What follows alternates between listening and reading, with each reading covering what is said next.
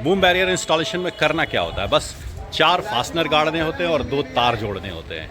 ऐसा हमारे सीनियर हैं, हमारे आदरणीय हैं, वो कहते हैं। लेकिन आज मैं आपको दिखाऊंगा कि ये 4 फास्टनर कैसे जोड़े जाते हैं, उसको जोड़ने की टेक्निक क्या होती है, और ये 2 तार कैसे निकाले और जोड़े जाते हैं, उसकी क्या टेक्निक होती है। तो नरेश भाई ये बताओ कि ये बूम बैरियर इंस्टॉल होना है, तो इस बूम बैरियर को इंस्टॉल करने के लिए क्या क्या किया जाता है, किन किन बातों का ध्यान रखा जाता है, और तब ये बूम बैरियर इंस्टॉल होता है। स्टेप बाय स्टेप सारे इन्फॉर्मेशन दो आप। ठीक है, तो देखो पहले तो हमने अपना बेस रेडी किया। पहले ये बेस बन करके रेडी है, जिसे सिविल वर्क बोलते हैं। इसके बाद क्या करना होता है? इसके बाद अब हमारे पास बैरियर आ गया है। अब बैरियर को हम इसको इस पे स्टैंड करेंगे। पहले थोड़ा आगे करो, इसकी वायर निकालो, ये वायर निकालें। तो सबसे पहले हम क्या करेंगे, इसकी मार्किंग लेंगे कि हमें होल कहाँ करने हैं। तो सिविल वर्कर इस तरह से बूम बैरियर को रख देते हैं और उसके बाद मार्किंग करते हैं। ठीक है, ये मार्किंग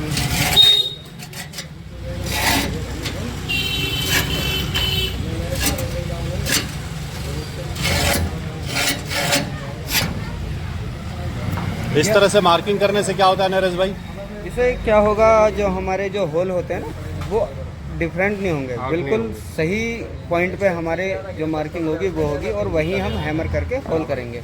ये मार्किंग हो गई है इधर, ये हमने मार्किंग कर दिया है इसका। ठीक है, अब इसको हम देखो, जो ये लाइनिंग होती है इसके इक्वल, मतलब सेम इतना इधर हो और दोनों बराबर में हो लाइन के। जितना पॉइंट बाहर इधर है, इस लाइन से जितना ये इधर रहेगा, उस लाइन से ये भी उतना ही उधर रहेगा। इस हिसाब से इसे सेट करेंगे। सेट करेंगे। अब इसकी ठीक है ना? हाँ, अब मार्क कर दो। ठीक है, जब हमने मार्किंग ले ली, ठीक, ये ले लो।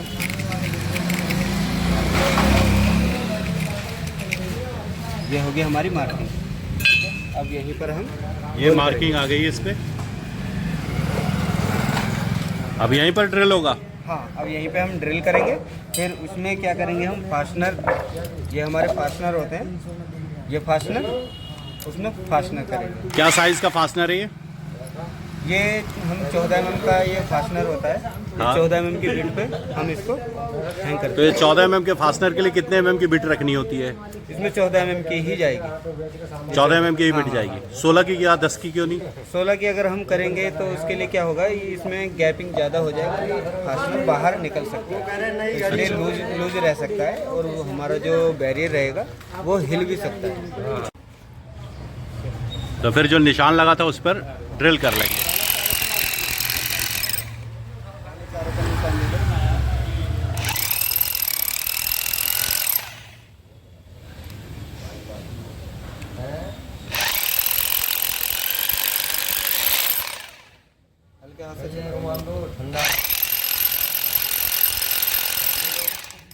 ये सिविल पर 4 निशान जो हमने अभी ड्रिल से लगाए, वो इसलिए कि अगर ड्रिल होगा तो डस्ट उड़ेगा, और अगर हल्का निशान होगा तो वो मिट सकता है।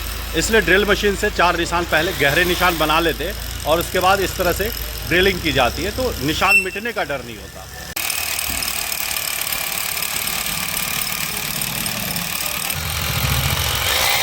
नरेश भाई, अब ये सारे होल कंप्लीट हो गए हैं, तब आगे क्या करना होता है?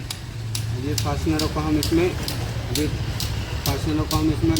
मतलब ज़मीन तक अंदर कर देंगे। जितनी हमें ज़रूरत है उतने ही ऊपर रखेंगे।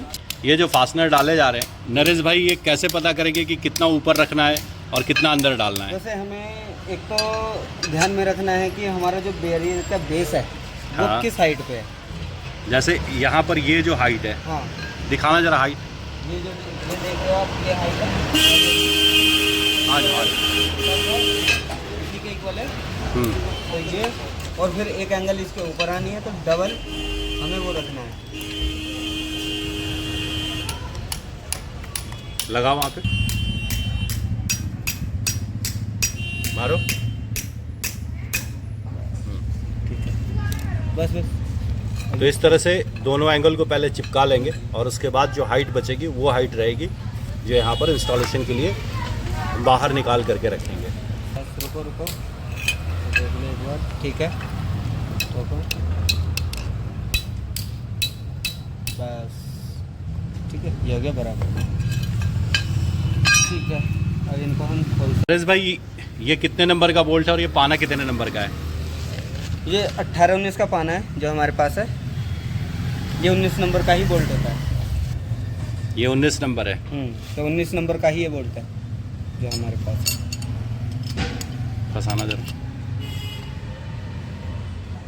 तो ये 19 नंबर का बोल्ट है, 19 नंबर के पाना से आप टाइट कर रहे हो टाइट इसे। क्यों टाइट करते हैं इसे? स्टार्टिंग में हमें इसको इसलिए टाइट करना पड़ता है, जो ये रोड होती है इसकी चौड़ी वाली, हाँ। ये जो होती है, अगर हम इसको ऐसे खोल देंगे तो ये नीचे से रख जाएगी। और जब हम इसको टाइट करते हैं तो इसका जो नीचे का जो पॉइंट है वो इस जो कवर है, इसके कवर में क्या ऊपर फंसता हुआ चला जाता है। तो जब वो फंस जाएगा तो ये क्या है, हमारे के लिए अंदर नहीं जाएगी, यहीं के यहीं रुक जाएगी। इसलिए थोड़ा सा टाइट करना जरूरी होता है। हल्का सा टाइट कर दो, फिर उसके बाद में आप खोल दोगे तो यहीं का यहीं रुका रहेगा। इस पे थोड़ा सा जब टाइट करते हैं तो फास्टनर अंदर फैल जाता है और ये बोल्ट नीचे नहीं जाता। अगर ये टाइट नहीं करेंगे तो ये नीचे चला जाएगा। सारे फास्टनर चले गए हैं, टाइट हो गए हैं। अब आगे क्या करना होगा? आगे अब हम इस बैरियर को इसी पे रखेंगे, इसी पे स्टैंड करेंगे और फिर उसको क्लैंप लगा के बोल्ट कस देंगे, जिससे वो हमारा बैरियर हिलेगा नहीं।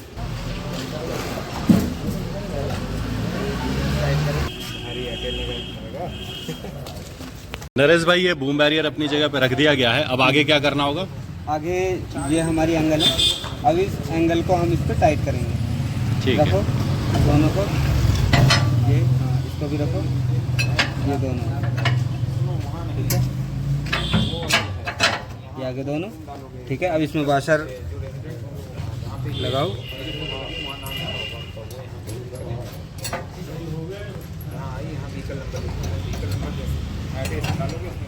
आ जाएगा ये अंदर का बंदा है तो व्हीकल डिटेल एंटर करो, हर किसी से व्हीकल डिटेल एंटर कराओ। हो गया, चाबी ले लो।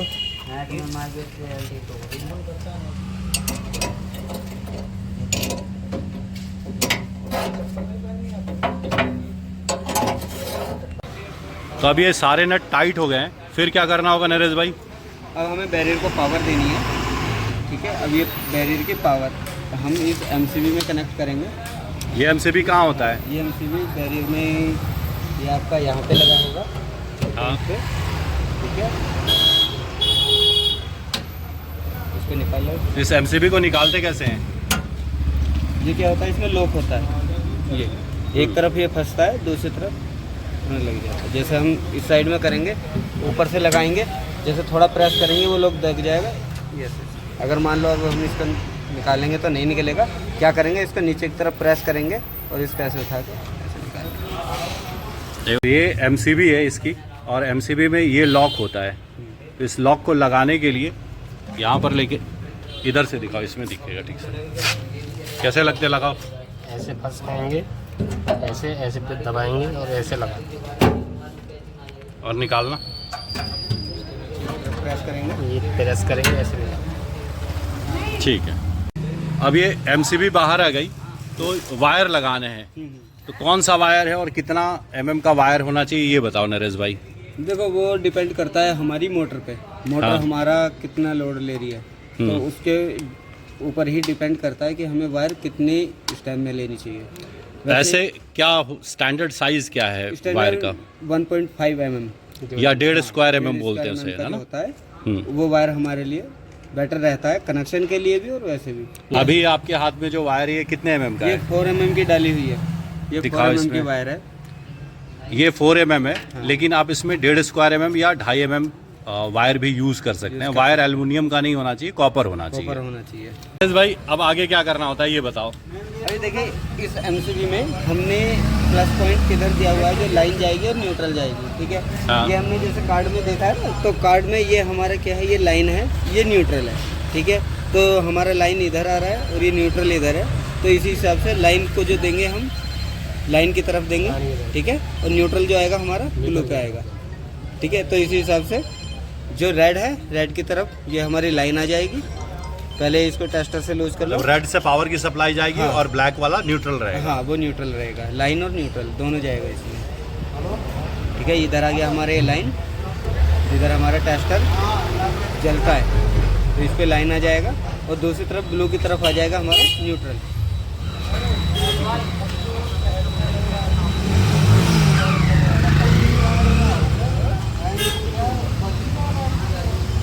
ठीक है, ये न्यूट्रल आ गया। अब इस MCB को हम चाहें इसको ऐसे भी लगा सकते हैं या फिर नीचे से भी लगा सकते हैं। इसको लगा के ऐसे ये हमारा इधर आ गया और ये वाला पॉइंट हमारा कार्ड में आ जाएगा। ठीक है,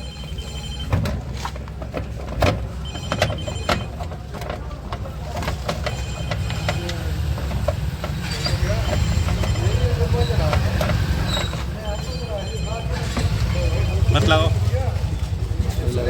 ठीक है। अब ये आ गया हमारा लाइन। अब यहाँ पे ये कनेक्टर बैरियर पे गई पावर आराम से इसके पॉइंटों को ये उठा के, हाँ ठीक है। अब यहाँ से ये हम MCB उठा देंगे, पावर इसमें आ जाएगी। फिर से उठा। ठीक है, ये डाउन है और अभी इसको हम MCB उठा देंगे तो पावर यहाँ से कनेक्ट होकर सीधी यहाँ पहुँच जाएगी। अब इंस्टॉलेशन करते वक्त छोटे छोटे पॉइंट्स होते हैं जिनको ध्यान में अगर रखा जाए तो बूम बैरियर की इंस्टॉलेशन बहुत बेहतरीन होती है, परफेक्ट होती है।